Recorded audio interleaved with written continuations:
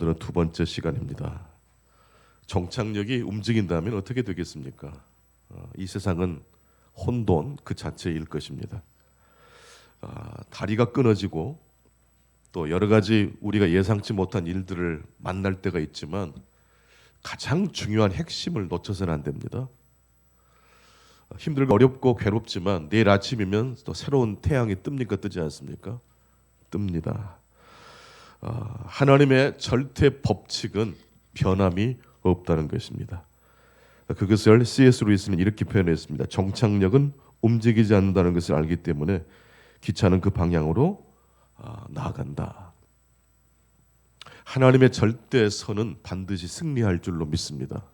그래서 우리 그리스도인들은 욕심이 나고 또 때때로 유혹에 넘어질지라도 이겨내는 겁니다. 하나님의 마지막을 생각하기 때문입니다. 하지만 누구나 다 이런 믿음을 가지고 사는 것은 아닙니다. 하나님의 절대선이 승리할 것이라는 믿음을 가진 사람도 있지만 자기 마음대로 자기 기준대로 살아가는 사람들도 이 세상에 많기 때문에 그렇습니다. 절대선은 없고 내가 원하고 기뻐하는 방향으로 가는 것을 인생의 목적으로 삼는 사람들도 참 많이 있습니다.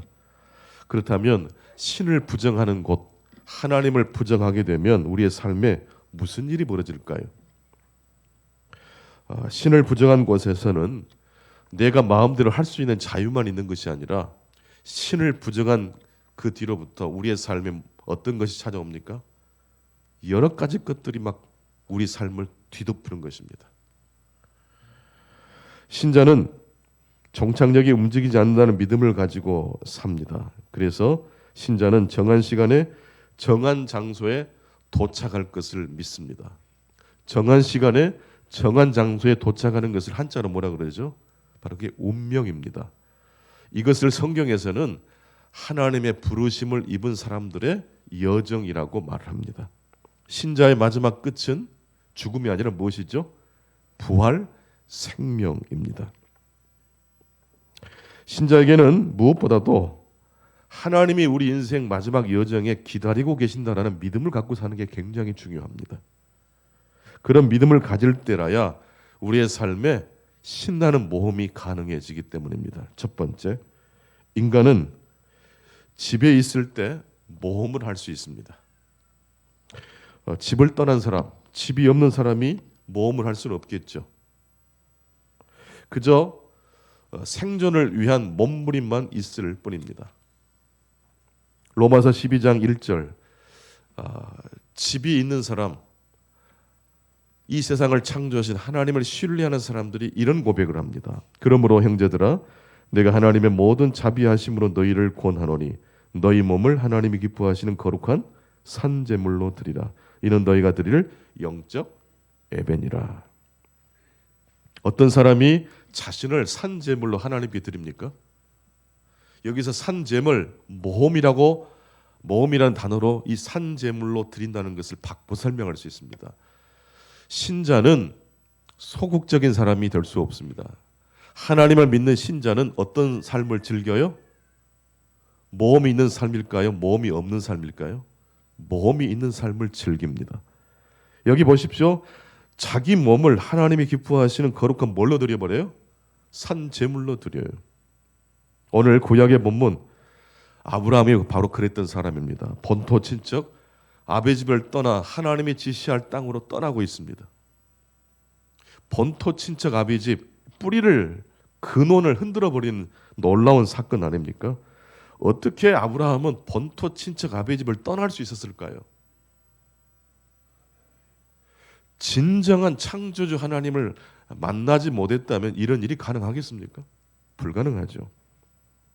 아브라함이 그렇게 할 수 있었던 것은 그가 하늘에 계신 아버지 하나님을 믿었기 때문입니다. 하나님이 계신다는 것을 믿고 하나님이 나를 부르신다는 하나님의 명을 받은 사람이 바로 아브라함입니다. 나는 여러분들이 그냥 이 땅에 와서 먹고 살고 의미 없이 죽는 인생이 아니라 하나님의 뜻을 순종하며 마지막까지 끝까지 그 뜻을 순종하며 살다가 하나님의 품에 안겨지실 수 있기를 바랍니다. 그러면 하나님의 부르심을 받은 사람이 아브라함인데, 그런 천명을 소명을 받은 사람은 평상시 편안한 삶을 살까요? 불안한 삶을 살까요? 하나님을 믿는 사람, 하나님의 뜻을 믿는 사람은 평상시 다른 사람과 더불어 살아갈 때 편안한 삶을 살까요? 불편한 삶을 살까요? 반대로 자기 욕심과 야망에 꽂혀 사는 사람이 있습니다. 이런 사람들은 천명을 우습게 여기는 사람이겠죠. 내 욕심과 야망이 하나님과 같은 것입니다. 그런 사람들을 가리켜서 소인이라고 합니다. 그 사람은 오로지 자신의 이익과 안위에만 집착합니다. 주변 사람들에게 영합해서 마냥 편안한 삶을 추구합니다. 그렇지만 천명을 아는 사람, 하늘의 뜻을 아는 사람은 자기 이익을 위해서 다른 사람과 쑥닥거리거나 영합하는 일을 할 수가 없습니다. 하늘의 뜻이 더 중요하기 때문입니다. 그래서 인간은 사회적 동물 아닙니까? 하나님의 천명을 알지 못하는 사람들은 다 자기 이익과 야망에만 목적을 두는 사람들입니다. 그런 사람들 속에 아브라함과 같이 천명, 하나님의 뜻을 받은 사람이 살아갈 때 불편하겠습니까? 편안하겠습니까? 불편하죠.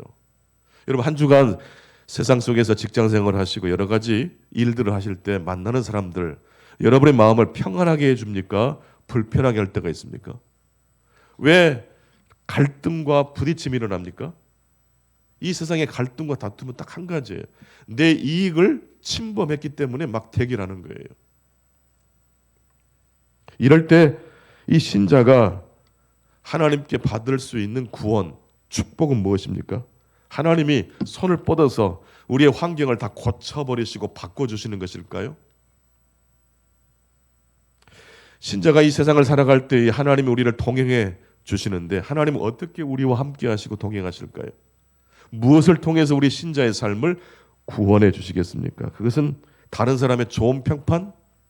다른 사람들에게 인정을 받는 것이 구원일까요? 그렇지 않습니다. 여러분, 세상 속에서 인정받으려면 영합해야 돼요? 영합하지 말아야 돼요? 영합해야 돼요. 믿음의 사람들은 세상과 영합하지 않아요.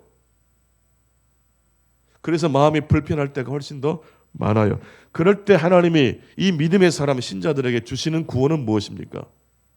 어떤 사람이 제 시간에 도착해야 될 장소에 도착한다 하겠습니까? 천명을 아는 사람입니다. 하나님의 명을 아는 사람이 결국 고난과 역경을 뚫고 나아가게 될 줄로 믿습니다. 아브라함은 본토 친척 아버지 집을 떠납니다. 하나님의 뜻에 순종합니다. 이때 아브라함에게 너 당신 지금까지 쌓아오는 모든 것들을 다 버려버리고 꼴짝이 변방 팔레스틴 땅으로 가려고 하느냐라고 주변 이웃들이 굉장히 많은 말을 했을 겁니다. 수학적으로 셈을 하면 아브라함은 멍청이 바보입니다. 이럴 때 다른 사람의 인정을 받는 것이 우리의 구원의 기준이 아니라 무엇이 우리를 구원한다고요? 하나님의 천명. 내가 이익을 받느냐 손해를 받느냐가 아니라 하나님의 천명, 하나님의 뜻을 붙들고 나아가실 수 있기를 간절히 축원합니다. 그래서 어떤 사람이 믿음의 모험을 감행할 수 있습니까? 인간은 집에서만 모험을 할 수 있습니다. 롤러코스터 아시죠? 청룡열차.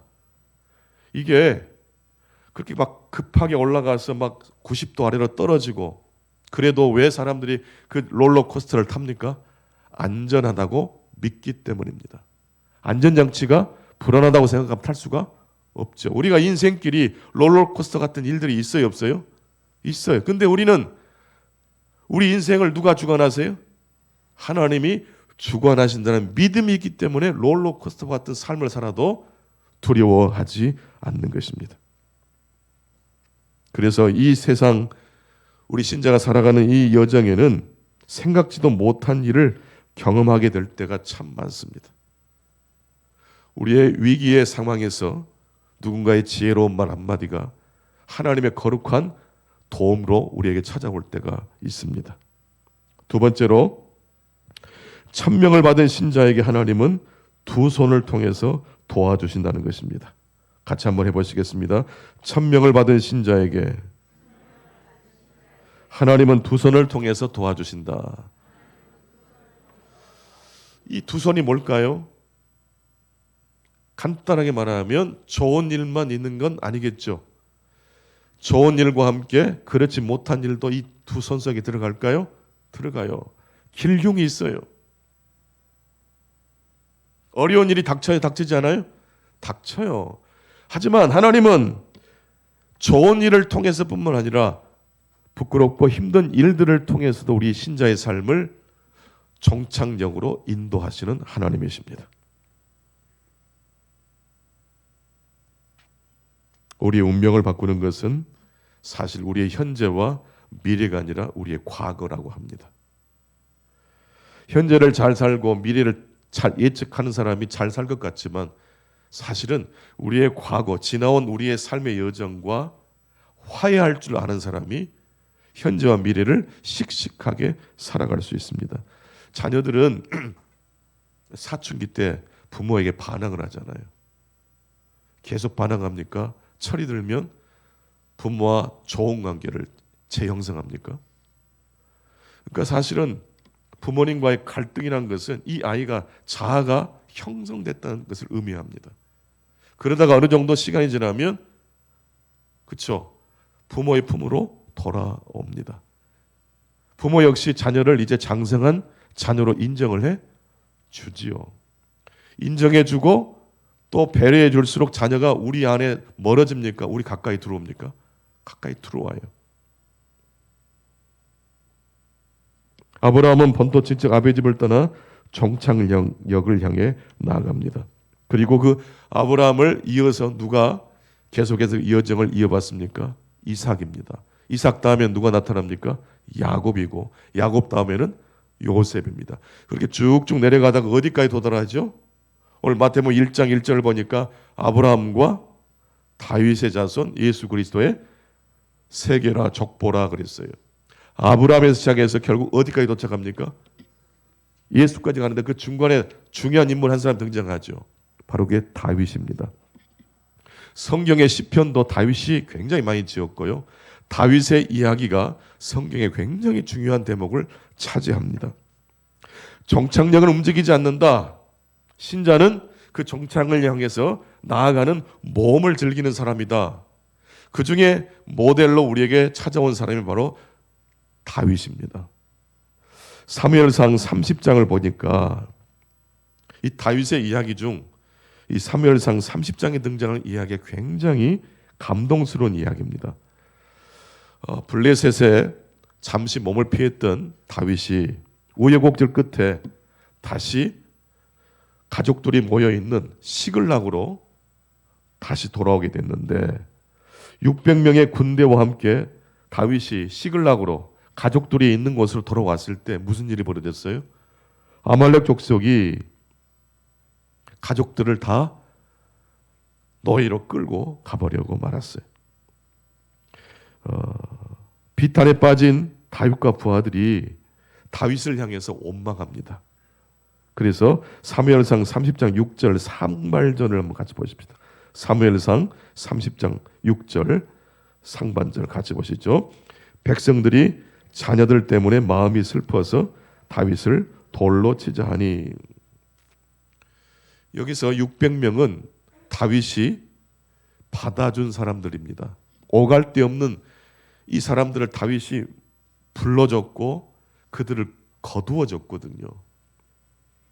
그랬는데 이 600명이 집에 돌아와 보니까 가족들이 다 끌려간 것을 알고 누구를 원망해요? 다윗을 원망해요. 여러분, 우리 인생의 운명을 결정하는 것은 과거에 일어난 사건입니까? 앞으로 일어날 미래의 사건입니까? 지금 다윗에게 찾아온 다윗과 600명의 사람들에게 찾아온 사건은 이미 일어나 버린 사건이죠. 이미 아말렉 군대가 가족들을 끌고 가버렸어요. 이때 이 과거 일어난 사건을 어떻게 해석하느냐가 다윗과 그의 군대의 운명을 바꾸어 버립니다. 큰 재난을 만나면 사람이 큰 사람으로 바뀌어지든지 아니면 최악으로 미끄러지든지 둘 중 하나입니다. 600명이 한 마음이 되어서 지금 누구를 죽이려고 하죠? 다윗을 죽이려고 합니다. 숫자적으로 보면 600대 1입니다. 누가 이길 수 있을까요? 600대 1. 싸우면 누가 이겨요? 당연히 600명이 이기죠. 그런데 한번 이 사건 이후에 무슨 일이 전개되는지를 보십시다. 사무엘상 30장 6절 같이 보시죠. 시작. 백성들이 자녀들 때문에 마음이 슬퍼서 다윗을 돌로 치자 하니 다윗이 크게 다급하였으나 그의 하나님 여호와를 힘입고 용기를 얻었더라. 600명의 이 군대가 눈이 멀어버렸어요. 그리고 자신의 리더인 다윗을 향하여 원망을 터뜨립니다. 이때 다윗이 어떻게 하죠? 크게 다급했지만 누구를 힘입어 용기를 얻었어요? 하나님을 힘입어 용기를 얻었어요. 이때 다윗이 생각했던 게 뭘까요? 정착력은 움직이지 않는다, 그런 말이에요. 아무리 힘들어도 정착력은 왔다 갔다 하지 않는다. 하나님은 살아계신 분이시다. 이 혼돈의 상황에 하나님이 함께 하신다. 이 하나님을 붙들면 우리는 승리할 수 있다. 이게 다윗의 믿음이었어요. 그래서 그 급하고 다급한 상황에 다윗은 묵상 기도를 드렸던 겁니다. 그랬더니 하나님께서 다윗에게 힘과 용기를 주었습니다. 성도 여러분, 우리가 위기에 놓여졌을 때 어떻게 하는 것이 구원의 길로 가는 방법일까요? 다른 거 없어요. 다시 한번 고백해 보십시다. 정착력은 움직이지 않는다. 이렇게 고백하시고 선포하실 수 있기 바랍니다. 하나님은 왔다 갔다 하시는 분이 아니에요. 사람들은 그럴 수 있어요. 사람들은 내 이익에 누군가가 손해를 끼치면 달라들어요. 하나님은요, 역사의 주관자이신 하나님은 목적지를 향하여 우리의 삶을 좋은 일을 뿐만 아니라 그렇지 못한 일을 통해서까지 우리의 삶을 목적지로 인도하시는 하나님이십니다. 그렇다면 이 600명을 결국 한 명인 1000명의 이치를 깨닫는 다윗이 다시 정복하고 이기잖아요. 여러분, 자녀들이 속을 썩일 때 부모님은 뭘 해야 될까요? 기도하실 수 있기 바랍니다. 하나님의 뜻을 분별하는 사람이 리더예요. 600명이 다윗을 돌로 치려고 해도 다윗은 끔찍하지 않아요. 다윗은 그런 상황 속에 누구를 불러요? 하나님을 불러요. 사무엘상 30장 7절과 8절을 계속해서 읽겠습니다. 그렇게 정신을 차린 다윗이 어떻게 합니까? 다윗이 아히멜렉의 아들 제사장 아비다에게 이르되 오나건대 에봇을 내게로 가져오라. 아비아들이 에봇을 다윗에게로 가져가며 다윗이 여호와께 묻자와 이르되 내가 이 군대를 추격하면 따라잡겠나이다 하니 여호와께서 그에게 대답하시되 그를 쫓아가라. 내가 반드시 따라잡고 도로 찾아오게 될 것이다. 순간적으로 600명의 사람들을 두려워하지 않고 그들을 통치하신 하나님께 기도드렸던 다윗이 하나님의 주신 용기를 힘입어서 멘탈을 회복한 다음에 무엇을 하죠? 아히멜렉의 아들 제사장 아비아다를 불러요. 요즘 말로 하면 목사님께 전하는 거예요. 목사님, 어떻게 되겠습니까? 하나님이 저희들이 다시 잃어버린 것을 되찾아올 수 있도록 함께 하실까요? 하나님께서 이 아비아다를 통해서 뭐라고 대답하십니까? 아말렉 군대를 쫓아갈 것이다. 그리고 다시 도로 찾아오게 될 것이다. 이 전쟁은 시작하기 전에도 이미 어떻게 된 전쟁이에요? 이긴 전쟁이에요. 그렇게 해서 다윗과 600명의 군대가 아말렉 군대를 추격합니다. 사무엘상 30장 9절과 10절 계속해서 읽겠습니다. 시작. 이에 다윗과 또 그와 함께한 600명이 가서 부솔 시내에 이르러 뒤떨어진 자를 거기 머물게 했으되 곧 피곤하여 부솔 시내를 건너지 못하는 200명을 머물게 했고 다윗은 400명을 거느리고 쫓아가니라. 아말렉 군대를 쫓아갔는데 한 24km 정도 가니까 부솔 시내가 도착됩니다. 여기에서 200명의 군인들이 탈진돼서 더 이상 못 가겠다고. 주저앉아 버립니다. 이때 다윗이 그들을 거기에 머물게 하고 400명의 군대를 거느리고 추격합니다. 그리고 길을 가다가 우연히 애굽 사람 한 명이 쓰러져 있는 것을 발견합니다. 3일 동안 먹지도 마시지도 못한 채 죽어가던 애굽의 노예를 다윗이 지나쳤을까요? 도와줬을까요? 지나쳐야 합니까? 도와줘야 됩니까? 지금 우리 가족들, 자녀들이 다 아말렉 군대의 포로로 잡혀갔는데 지나가다가 이 쓰러진 사람을 돕고 가야 됩니까? 추격해 가야 됩니까? 그런 말이에요.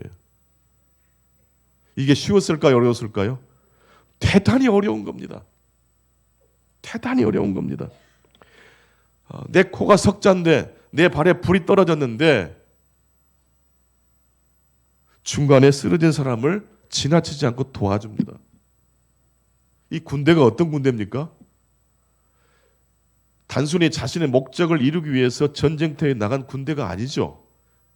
하나님의 무엇을 쫓아 나아가는 군대입니까?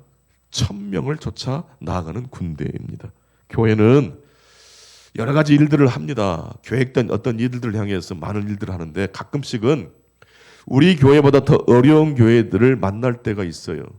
그럴 때 항상 그렇지 않지만 어떤 때는 우선순위를 내려놓고 급한 형제교회를 도와야 됩니까? 도우지 말아야 됩니까?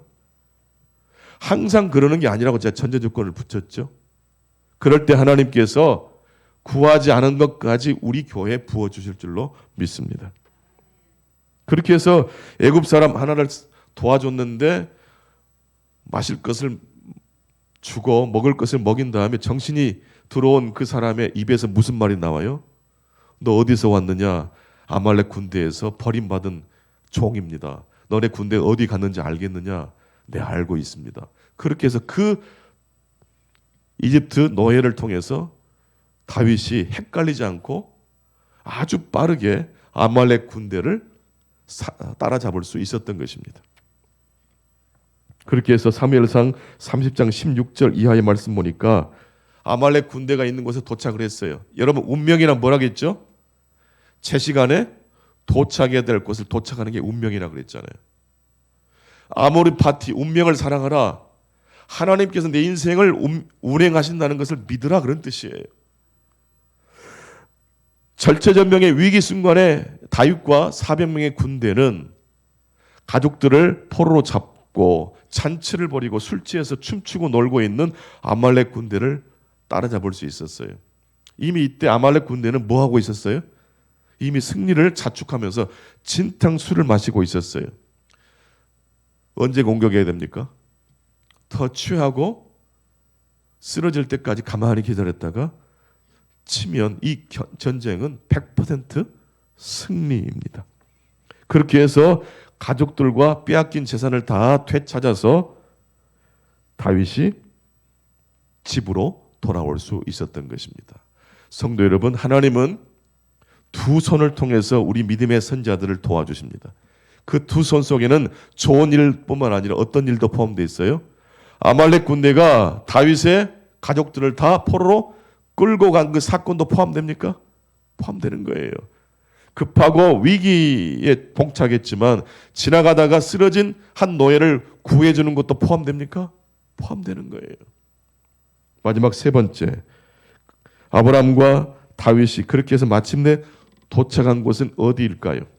바로 예수 그리스도입니다. 오늘 마태복음 1장 1절을 보니까 아브라함과 다윗의 자손 예수 그리스도라. 성경은 딴 게 없어요. 아브라함이 믿음의 출발을 해서 결국 어디까지 도착해요? 예수 그리스도까지 도착해야 돼요.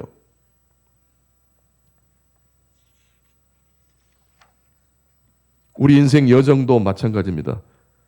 우리는 바로 아브라함의 자손이고 다윗의 자손입니다. 우리가 직장 생활하고 사업을 하는 것 역시 단순히 사업하고 직장 생활하는 게 아니에요. 그 일을 통해서 보다 더 큰 그림이 되시는 예수 그리스도를 영화롭게 하는 일에 우리가 동참하게 되는 것입니다. 그런데 가족들을 다시 되찾아서 돌아온 다윗과 400명의 군대가 부솔 시내가에서 낙오된 200명의 사람과 조우를 합니다. 이때 승리를 거두고 돌아온 400명의 군인들이 낙오자였던 200명에게 어떻게 이야기합니까? 사무엘상 30장 22절을 읽겠습니다. 22절 시작.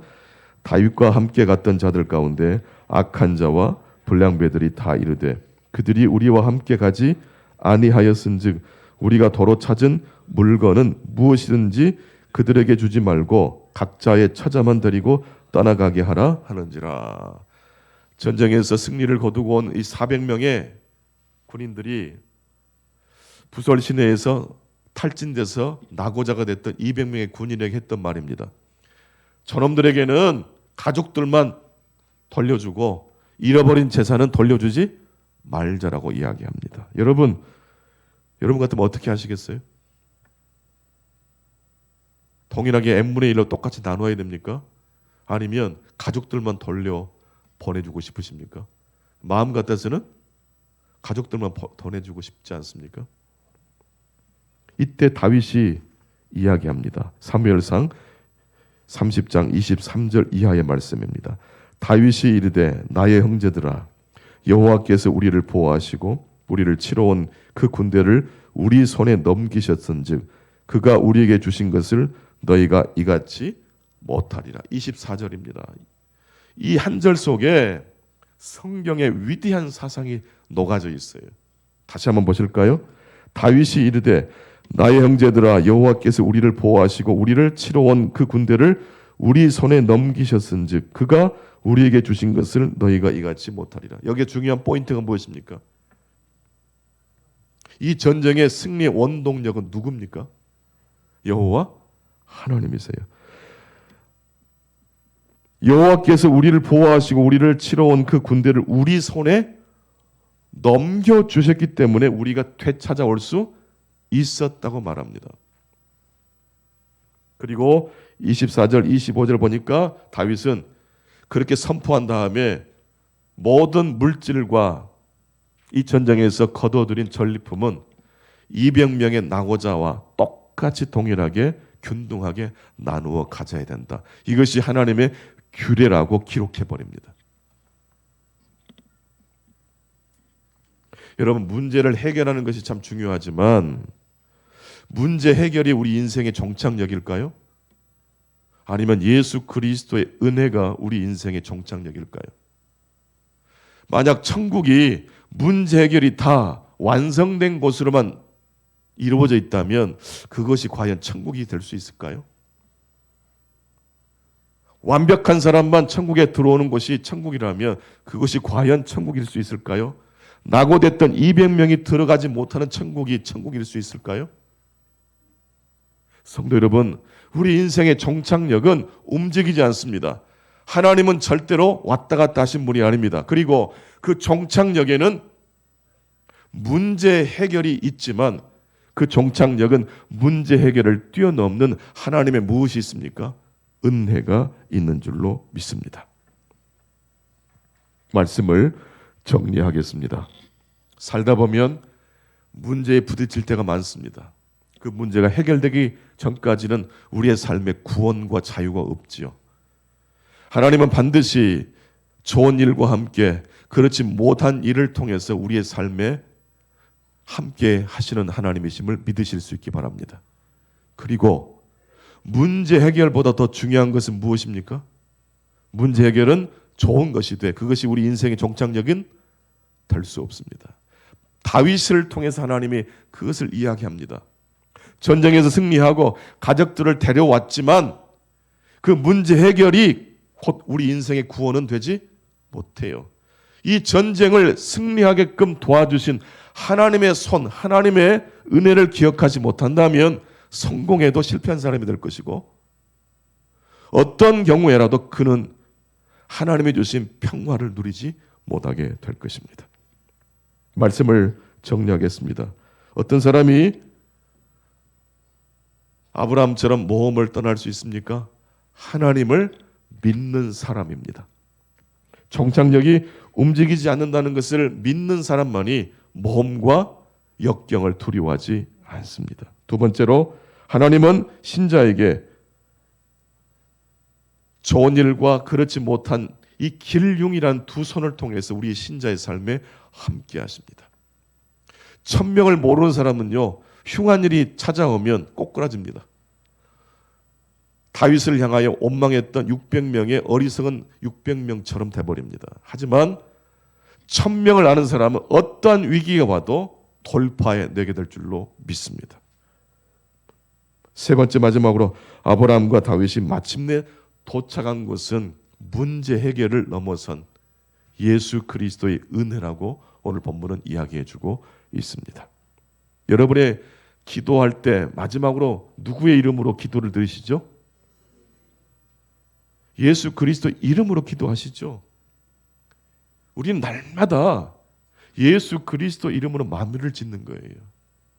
사업을 하실 때도 내가 좀 이익을 받느냐 손해를 받느냐가 아니라 그걸 넘어서서 예수 그리스도의 은혜가 저와 여러분의 인생의 종착역이 되실 수 있기를 간절히 축원합니다. 하나님 아버지 감사합니다. 날씨가 좋을 때도 있지만 날씨가 굳을 때도 있습니다. 하지만 잔뜩 흐린 날도 태양은 여전히 떠 있습니다. 구름에 가려져서 보지 못할 때 역시 하나님은 여전히 신실하신 하나님으로 우리와 함께 하실 줄로 믿습니다. 천명을 아는 자, 하나님의 부르심을 입은 자, 어떤 상황에서도 하나님의 천명을 소중히 여길 때에 우리는 어떻게 해야지 지혜로운 사람인지를 판단할 수 있을 것입니다.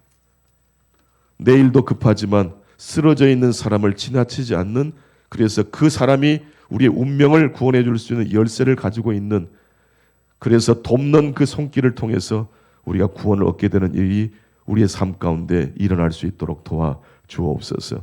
우리 충강교회가 더 힘들고 어려운 이웃들을 결코 잊어버리지 않도록 도와 주옵소서. 우리 청년들이 일본에서 사역하시는 선교사님들을 위로해드리고 그분들의 눈물에 손수건이 되어줄 수 있는 이번 역사문화 신방이 될 수 있도록 도와 주옵소서. 예수 그리스도 이름으로 기도하옵나이다. 아멘.